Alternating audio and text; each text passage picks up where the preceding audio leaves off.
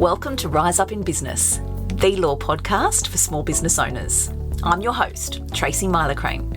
I'm a business lawyer, an entrepreneur, and very much a realist. Rise Up in Business is designed to share with small business owners important legal information and some clever tips and tricks in short and sharp episodes, no legal jargon.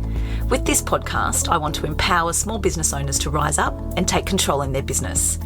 I'll be here every Wednesday to tell you what you need to know without sending you to sleep. Let's get into today's episode.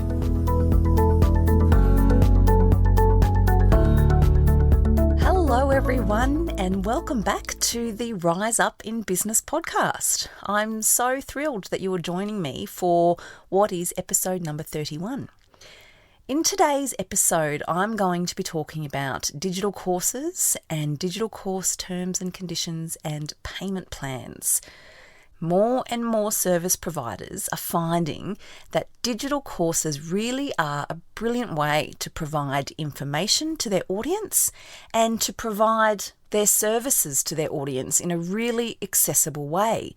And of course, we are seeing this a lot more in the past 12 to 18 months during this very crazy time that we're living in.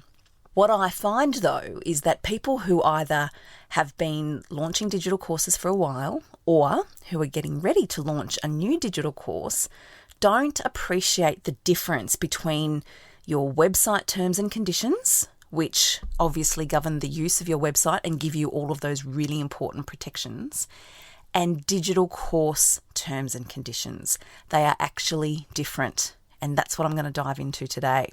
So it's one thing to prepare content and launch runways and a whole ton of other things when we're thinking about launching our digital courses or relaunching our digital courses. But it is vital to have bulletproof terms and conditions and clarity around what you're providing and in particular your payment options. And this becomes super important when we're offering payment plans. So I'm going to dive into that today. So first of all, why are terms and conditions for a digital course necessary and different from your website terms and conditions? People say, well, I've got my website terms and conditions. Isn't that all just the same thing? Aren't I covered? And the answer is no, you're not. When you're talking digital course terms and conditions, you're talking about the terms and conditions around what it is you're providing to your clients or to consumers in your digital course.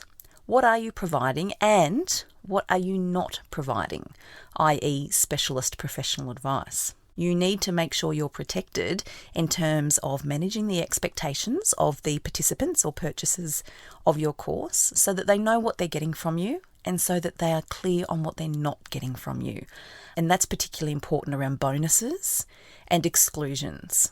You also need to be really specific when you're talking about your intellectual property in your digital course to protect the work that you have put into creating the course. Because if you're anything like me, either digital courses that I'm in the process of creating or clients who I support through this process, we're literally pouring blood, sweat and tears into these things, sometimes more tears than anything else, but we want to make sure that our intellectual property remains ours. So in the terms and conditions around your digital course, we'll be providing details around the license that you're providing to the people or the participants, I'll call them. So you make it really crystal clear that only the person who's actually purchased the course gets the license for use for the specific purpose, which is for doing the course. So what that means is people can't purchase and then go and give somebody else their logon and password to access the course because that's your intellectual property and they've only purchased a license for their own particular use. We also like to make it clear, even though we assume it's clear, in my line of work, you don't ever assume anything, we make it very clear that the intellectual property stays with you, the course creator. Another big one with most digital courses is refunds. So some people offer a 7-day refund, a 14-day money-back guarantee. Others provide lifetime money-back guarantees. Others don't provide any, and they are strictly no refund. If you don't have it set out in your digital course terms and conditions, precisely what your refund policy is, you can find yourself in a very tricky situation if somebody comes to you to ask for a refund and you haven't specifically advised them before they purchased, for example, that you have a no refund policy. So that's a big one that we need to make sure that's included. Dovetailing from that is the next big one, which is your warranties and disclaimers. So we need to make it really clear to people before they purchase what your position is if they decide that they're unhappy or dissatisfied with the course or the content, or if it didn't meet their expectations. That's a big one, is not meeting their expectations. So we need to outline and provide a disclaimer that you're not responsible if they don't hit certain profit levels or certain sales levels. You're not making promises, obviously, to the participants of your course. And when we're talking about warranties and disclaimers, we set out really clearly what it is you're promising and what you're not promising. And what you're not promising is results. You're promising to provide people with an experience. You're promising to give them certain information, presumably, generally, but you're not promising that if they do your course, they're going to hit that $1 million mark in their business, or they're going to hit 10,000 sales in their first year, or whatever the case may be. But it's really clear to outline that in your digital course warranties and disclaimers to make sure that you are protecting yourself from being embroiled in a dispute down the track. And that leads me into what I always say is a very important clause in any business documents and any terms and conditions, and that is the dispute resolution clause. So we really need to make sure that we clearly outline what the process is that you have to go through in the event that a dispute arises. And let's hope it's an unlikely event that the dispute arises, but we all know that despite our best intentions, sometimes it happens. So your dispute resolution clause will outline what the process is here for the parties to go through to seek to resolve that dispute. And as you've heard me say before, if you've been listening to my other episodes, in my experience, a dispute resolution clause really is one of the most important clauses in any set of terms and conditions, because once the parties go through that process, more often than not, the issues are diffused, they're understood, and parties are able to reach a satisfactory outcome. So that's ideally what we want if ever we end up in a situation where we've got a disgruntled or an unhappy client or participant. We want to have a process that we go through with them to resolve it so that you can both move on. Now, the next really big one when we're talking about digital course terms and conditions is dealing with payment plans. Payment plans can be a fantastic way to encourage more participants into your course. It can make it really easy and it can overcome objections. And if you're really clear around your cancellation policies, and you're really clear around what's required in terms of payment, then in my experience, you have far less hurdles to overcome when somebody's payment bounces. So when you get that first notification that somebody's automatic direct debit didn't go through, we need to be able to have your digital course terms and conditions there, clearly outlined and ready for you to rely on.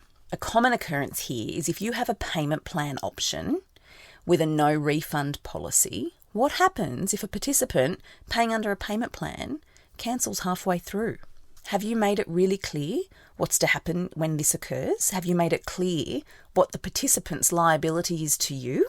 Because ultimately, their liability will be to pay the remainder of the payments due within a fixed period of cancellation. So, for example, 7 days. So if somebody's opting into your course, they've chosen a payment plan, you have a no refunds policy, but they decide halfway through it's not for them and they cancel.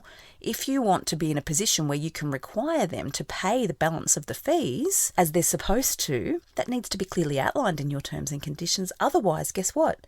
You don't have any legal basis to press for that payment. Similarly, you need to be really clear in your terms and conditions for your digital course what your expectations are in relation to payment on a payment plan, due dates, instalment dates, additional fees that may be charged if a payment bounces or if a direct debit doesn't go through. Perhaps there'll be an administration fee for having to follow that up and reinstigate that payment plan. Things like that. They're the considerations that need to be included in your digital course terms and conditions if you offer payment plans, because otherwise you will find that if somebody stops paying, you don't have any legal basis to press for the outstanding payment. So it's really important. So it doesn't need to be complicated. The upshot is digital courses can be a fabulous way to grow your business. It can be a fabulous way to reach new clients and genuinely help your audience by providing more accessible services.